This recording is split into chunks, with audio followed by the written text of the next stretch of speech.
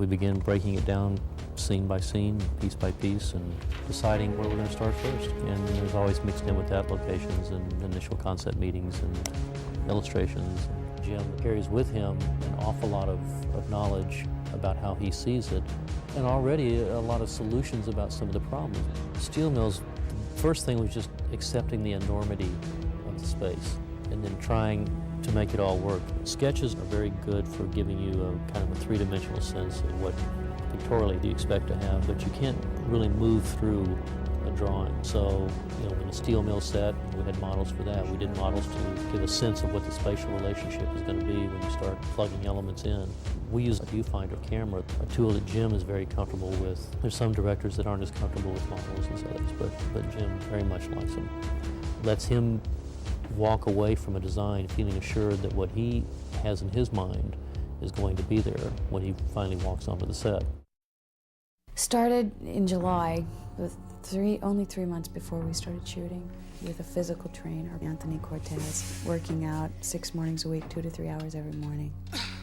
Pretty intense, a lot of dietary changes, no fat at all. That's our joke, is there's no fat but what we make for ourselves. Not fate, but fat.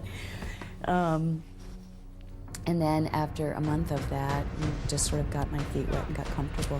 I started to work with Linda approximately 10 weeks prior to the production. She was 100% there, and she was very determined to learn and was very much into it. It was really like entering the military and learning the mindset and coming up against myself in a big way. That was even more significant in terms of playing Sarah. And we did a lot of mostly weapons work, mission training, mind stuff, judo. Just a lot of stuff to sort of hone in, zero in, clear the mind. The idea is that we don't look at that as a movie. We look at this as a mission. You have to think like the character that you're going to be. Either it's your first nature or you're not going to do it. It's got to be your instinct. Otherwise, it's too late. And a really well-prepared and well-experienced person is not just the way that he handles his weapon. You don't want them to act it. You want them to be there.